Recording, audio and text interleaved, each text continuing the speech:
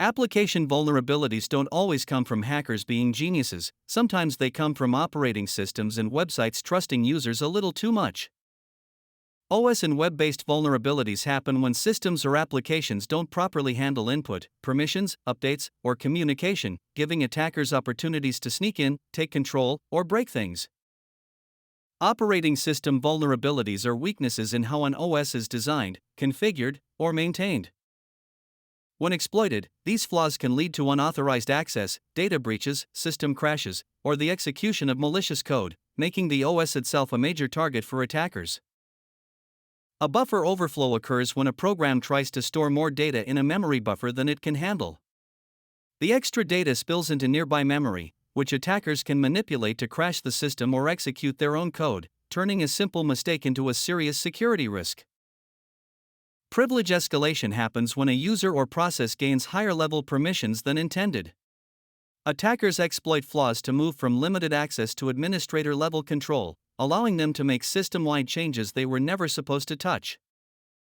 Denial of service and distributed denial of service attacks exploit operating system weaknesses to overload systems with traffic or requests. The goal isn't to steal data but to make the system slow, unresponsive, or completely unavailable to legitimate users. Security misconfigurations occur when system settings, permissions, or access controls are set up incorrectly. These mistakes can expose sensitive services or files, giving attackers an easy way in without needing advanced hacking skills. Zero-day vulnerabilities are security flaws that are unknown to the software vendor and have no available patch. Because no fix exists yet, attackers can exploit these vulnerabilities before defenders even realize there's a problem.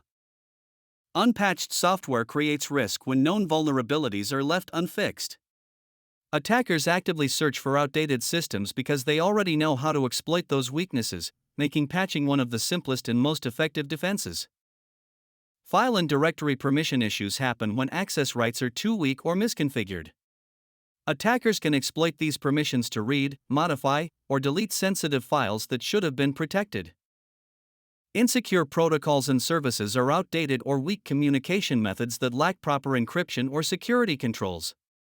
Attackers exploit these protocols to intercept, manipulate, or steal data in transit. Web-based vulnerabilities begin with how websites accept and process user input. Modern websites rely on web forms and back-end scripts to handle data, and if that input isn't properly validated, attackers can manipulate the system through unexpected commands. Injection attacks occur when attackers insert their own commands or code into a web application for the server to execute. This happens when applications trust user input too much and fail to restrict what kind of data is allowed. Command injection allows attackers to send operating system commands directly to the server through a vulnerable web application. This can expose sensitive files, system configurations, or even full control of the server. SQL injection targets databases by inserting malicious SQL commands into user input fields. Because SQL controls how data is stored, retrieved, updated, or deleted, attackers can use SQL injection to explore databases, steal data, or destroy information.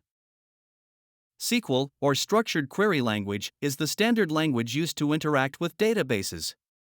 It includes commands like select, insert, update, and delete, which attackers can abuse if web applications do not properly filter input. Cross-site scripting, or XSS, is an injection attack where malicious scripts are inserted into a website and then executed in the victim's browser. This allows attackers to bypass access controls, impersonate users, and steal session data using technologies like JavaScript or HTML. Other injection vulnerabilities exist beyond SQL and command injection. XML injection can alter structured web data, LDAP injection can manipulate authentication systems to grant unauthorized access, and DLL injection allows malicious libraries to run inside unintended processes.